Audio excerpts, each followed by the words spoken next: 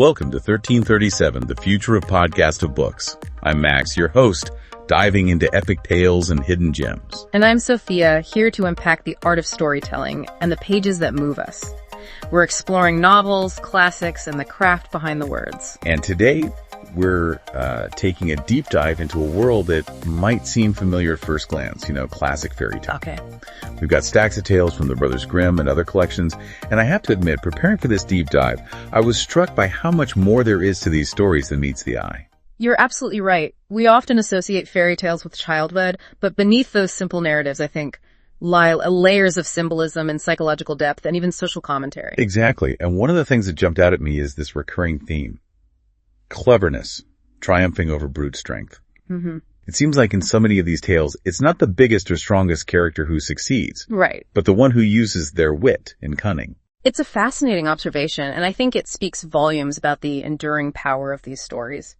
Think about it. Many fairy tales were originally passed down orally, often told to children. Yeah. These stories offered a sense of hope and empowerment, showing that even the smallest or weakest individual could overcome obstacles with a sharp mind and a bit of luck. So it's not just about entertainment, it's about instilling valuable life lessons. Precisely. These tales offer strategies for navigating challenges, reminding us that we often have more agency than we realize. Take Thumbling, for instance. He's this tiny tailor, the underdog in every sense, but he manages to outsmart giants and robbers through his quick thinking. It's like they're saying, don't underestimate anyone, especially the little guy. What are some other examples where this theme really stands out for you? Well, there's Dr. Know-all, a peasant who pretends to be a doctor. He stumbles into this role almost by accident, yet through clever deductions and a bit of bluffing, he ends up solving a mystery and winning a fortune. It's almost like a fairy tale version of Sherlock Holmes. But is it really all about luck? Or is there something more intentional about the way these characters use their cleverness? That's a great question, and I think it goes to the heart of what these stories are trying to teach us. It's not just about being lucky, it's about recognizing opportunities and using your wit to your advantage. Another great example is the Master Thief. He completes these seemingly impossible tasks set by account, not through brute force, but through trickery and masterful planning.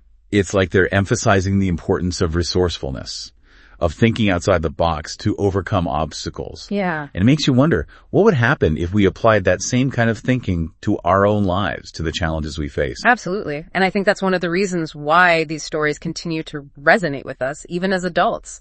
They offer timeless wisdom about human nature and the importance of adapting to unexpected situations. It's almost like they're offering a blueprint for resilience, showing us that even when faced with seemingly insurmountable odds, there's always a way to outsmart the challenge if we use our heads. Exactly.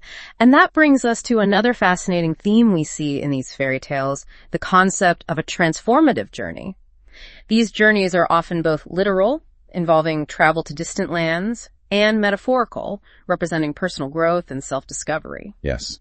And it seems like these journeys are almost always fraught with challenges and obstacles. Take the Water of Life, for example. You've got these three brothers who embark on quests to find this magical water, and they face all sorts of trials and temptations along the way. Right. And it's not just about the destination, it's about the transformation that occurs along the way. The obstacles and challenges they encounter force them to confront their weaknesses, develop their strengths, and ultimately emerge as changed individuals. It's like these journeys mirror our own lives in a way. We all face challenges and setbacks, and it's often through those experiences that we learn and grow the most. I think that's a powerful insight. Fairy tales offer a symbolic representation of that process, reminding us that growth rarely comes easy. Yeah. But it's through navigating those difficulties that we discover our true potential. What other tales come to mind when you think about this theme of transformative journeys? Well, The King of the Golden Mountain is a prime example. We have a young man who's on a quest to break a curse and reunite with his family. He faces betrayal, danger, and tests of character, but ultimately his resilience and determination lead him to triumph. It's interesting how these stories often present these challenges in a fantastical way. Yeah. But the underlying message about resilience and perseverance feels very real and applicable to our own lives. Exactly. And there's also The Seven Ravens, where a sister embarks on a dangerous and arduous journey to save her brothers who have been transformed into ravens. Talk about sibling dedication. Her love for her family fuels her determination, and it's through her actions and choices that she ultimately brings about their redemption. So it's not just about physical journeys. It's about the internal journey of facing fears, Yeah. making difficult choices, and ultimately discovering what we're truly capable of. Precisely. And that's a message that resonates across cultures and generations, reminding us that while the past may be difficult, the journey itself is often where the greatest transformation occurs. And, speaking of transformative experiences, fairy tales often play with the idea that appearances can be deceiving. The contrast between outward appearance and true nature is a recurring motif. Yes. It's like they're urging us to look beyond the surface, to question our assumptions about people and situations. Yeah. I'm thinking of bearskin, where a man disguised in a bearskin is actually hiding his noble identity. It's a reminder that we shouldn't judge a book by its cover. Absolutely. And it makes you think about how often we might misjudge others based on superficial qualities. Yeah. The story of Lira also comes to mind. A princess disguises herself in a fur cloak to escape an unwanted marriage, concealing her royal status to protect herself. It's like she's reclaiming her agency by shedding her outward identity and embracing a different persona. It makes you wonder if there are times in our own lives where we feel pressured to conform to certain expectations or appearances, even if they don't align with our true selves. That's a really interesting point, and I think it speaks to the psychological depth of these tales. They're not just entertaining stories. They're reflections of the human experience, exploring themes of identity, social pressure, and the consequences of hiding our true selves. Right, and sometimes it's not even a choice. In The Goose Girl, a true princess is forced to become a goose girl, her identity completely obscured by a deceitful maid. She's stripped of her power and her voice, and it's only through her inner strength and resilience that she eventually reclaims her rightful place. That's a powerful example of how these stories can resonate with anyone who has ever felt overlooked, silenced, or underestimated.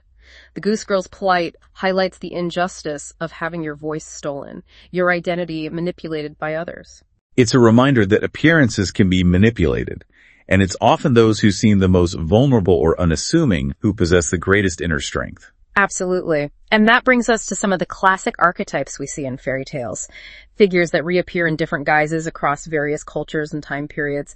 And perhaps the most infamous of these archetypes is the wicked stepmother. Oh yes, the wicked stepmother. She's a staple in so many stories. Cinderella, Hansel and Gretel, Snow White. She's always there, lurking in the shadows, scheming and mistreating the protagonist.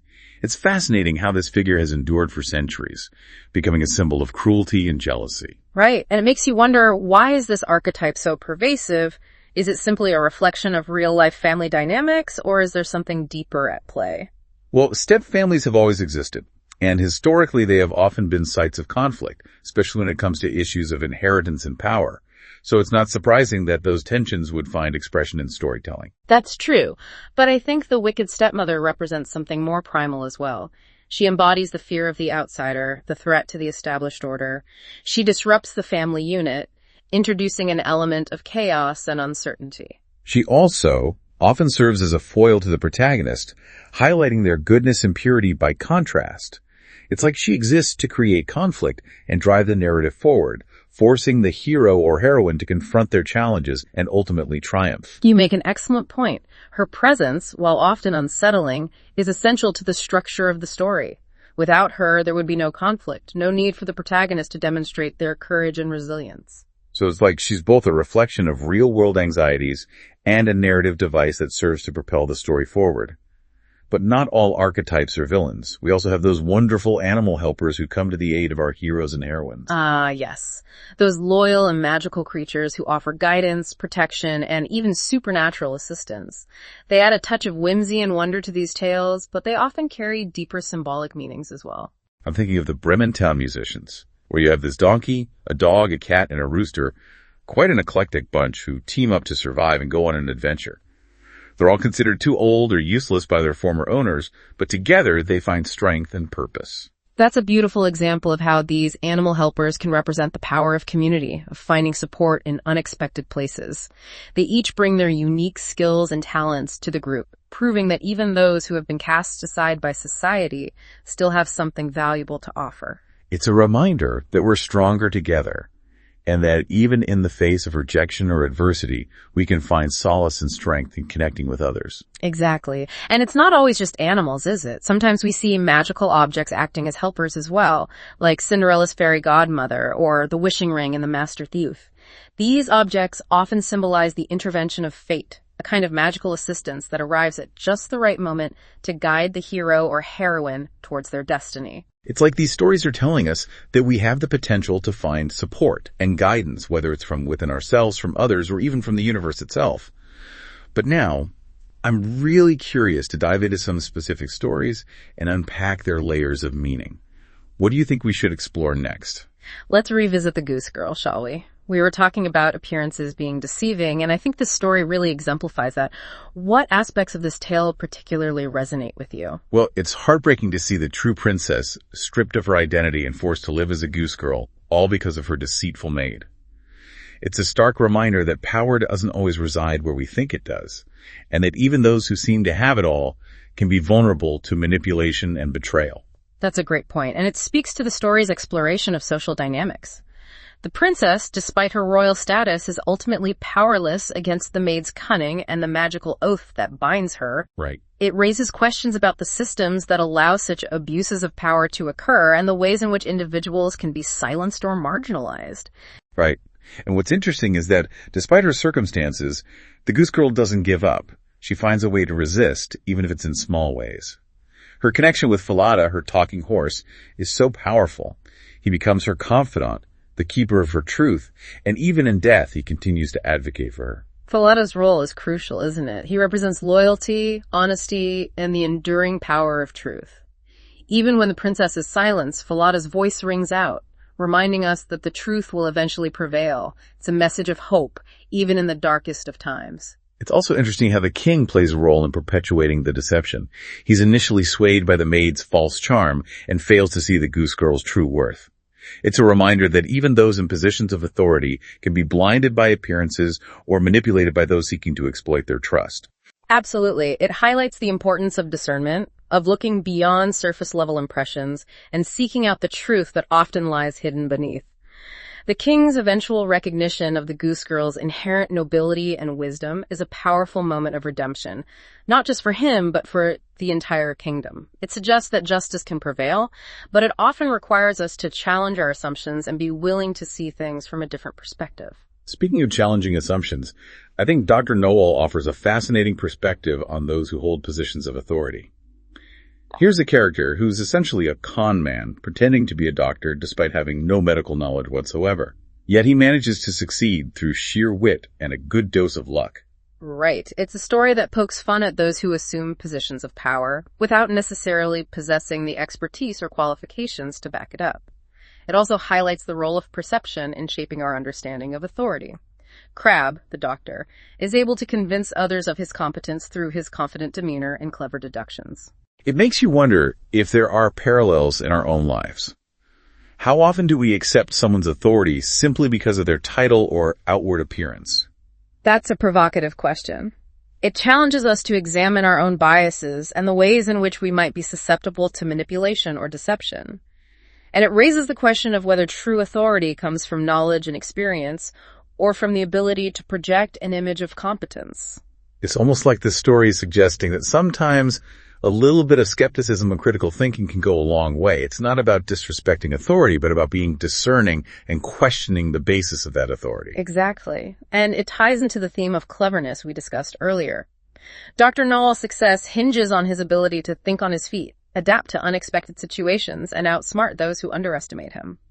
It's a reminder that resourcefulness and wit can be powerful tools, even in the face of adversity. And sometimes those qualities are embodied in characters who operate outside the traditional boundaries of good and evil. The trickster archetype comes to mind. Figures like the Master Thief challenge our expectations and make us question the very nature of morality. Ah, the trickster. They're such fascinating characters. They often operate in a gray area, using their cunning and wit for both good and bad. They expose hypocrisy, challenge the status quo, and often leave us wondering whether we should admire their ingenuity or condemn their methods. The Master Thief is a great example. He's a master of disguise and manipulation, constantly outsmarting those who try to control or punish him. He uses his skills to right wrongs, expose corruption, and challenge those in power. He's almost like a Robin Hood figure, operating outside the law but driven by a sense of justice and a desire to expose the flaws of society. His actions often force us to confront uncomfortable truths about the distribution of power and the ways in which the wealthy and powerful can exploit others. But he also has a dark side, right? He can be ruthless, selfish, and even cruel at times. It's like the story is acknowledging the complexities of human nature, the potential for both good and bad that exists within each of us. Exactly, and that's what makes the trickster archetype so compelling. They're not easily categorized. They embody the duality of human nature, the capacity for both brilliance and darkness. They force us to question our own moral compass and consider the ways in which our choices, even those made with good intentions, can have unintended consequences. It's like they're reminding us that the line between hero and villain, between justice and revenge, is often blurred. And that navigating that complexity requires careful consideration and a willingness to grapple with the nuances of morality. You've hit on a key point. Fairy tales often present these moral dilemmas in a way that forces us to engage with them on a deeper level. They invite us to question our assumptions, explore different perspectives, and ultimately arrive at our own conclusions about the characters and their choices. And speaking of complex emotions, love plays such a central role in so many fairy tales, driving the narrative and transforming the lives of the characters. But it's not always a straightforward, happily ever after kind of love. It often requires sacrifice, perseverance, and a willingness to see beyond appearances. Absolutely. The Frog King is a classic example. The princess is initially repulsed by the frog, but through acts of kindness and a willingness to honor her promises, she breaks the spell and transforms him back into a prince. It's a story about recognizing inner beauty, about the power of compassion to transform both ourselves and others. And sometimes love requires unwavering faith and a willingness to endure hardship. In The King of the Golden Mountain, the princess remains devoted to her beloved, even when he's cursed and disguised as a bear. Her love is a beacon of hope, a constant reminder of his true identity, and it ultimately helps him break free from the curse. Right. It's a testament to the enduring power of love to heal, to restore, and to triumph over adversity. And it's not always romantic love, is it? In The Seven Ravens, it's a sister's love for her brothers that drives her to embark on a perilous journey to save them from a curse. She faces danger and overcomes seemingly insurmountable obstacles, all in the name of familial love. These stories highlight the many facets of love and its ability to inspire acts of courage, selflessness, and unwavering devotion. They suggest that love can be a powerful force for good, motivating us to overcome our fears, challenge injustice, and ultimately bring about positive change in the world. And while we've been focusing on the symbolism and deeper meanings embedded in these tales, it's important to acknowledge the sheer entertainment value they offer. They're full of adventure, humor, and suspense. They capture our imaginations and transport us to magical realms where anything is possible. Exactly. Think about the absurdity of Thumbling riding on the back of a snail, or outwitting giants by hiding in their pockets, or the hilarious misadventures of Hansel Luck, who stumbles from one ridiculous situation to the next, always managing to find a silver lining, even when he loses everything. These stories remind us of the importance of laughter, of finding joy in the unexpected, and of embracing the absurdity of life. They offer a sense of escapism, a chance to step outside the boundaries of our everyday lives and revel in the boundless possibilities of imagination. And speaking of pushing the boundaries of imagination, we can't forget the role of the supernatural in fairy tales. They're filled with witches, fairies, talking animals, and magical objects that blur the lines between reality and fantasy, tapping into our primal fears and desires. Absolutely. Take Hansel and Gretel, for example. The story taps into our deepest feels of being lost and alone, of encountering the unknown, and of being lured into danger by something that seems alluring on the surface. The gingerbread house, the wicked witch, the oven that threatens to consume them, it's also terrifying, yet strangely compelling. It's like these stories give shape to our anxieties, allowing us to confront them in a safe and symbolic way. And it's not always about fear, is it? Sometimes the supernatural elements represent hope and transformation, like Cinderella's fairy godmother, who helps her escape her dreary existence and attend the ball. Right. The supernatural can be both a source of danger and a source of wonder. It represents the forces beyond our control, the mysteries of the universe that we can't fully comprehend. It allows us to explore the boundaries of our imagination and consider possibilities beyond the realm of our everyday experiences. And I think that's part of what makes these stories so enduring.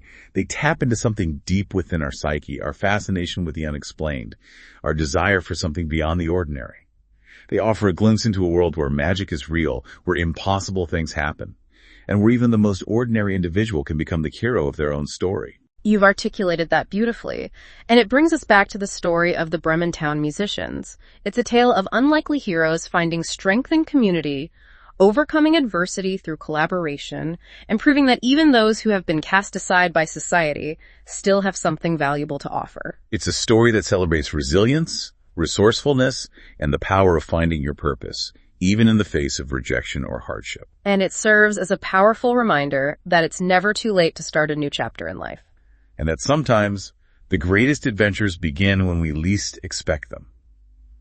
It's amazing how these seemingly simple tales, often relegated to the realm of childhood, can hold such profound insights into the human experience. It truly is remarkable. We've explored themes of resilience, transformation, the deceptive nature of appearances, the complexities of power and authority, the duality of good and evil, and the enduring power of love. Yeah. All within the framework of these fantastical narratives. And what strikes me is how relevant these themes remain even in our modern world. We still grapple with issues of social justice and identity, the allure of power, and the search for meaning and purpose. Exactly. Fairy tales offer a timeless lens through which to examine these enduring human concerns. They provide a safe space to explore complex emotions, confront our fears, and consider different perspectives on the challenges we face. And they remind us that even in the darkest of times, hope, courage, and compassion can prevail.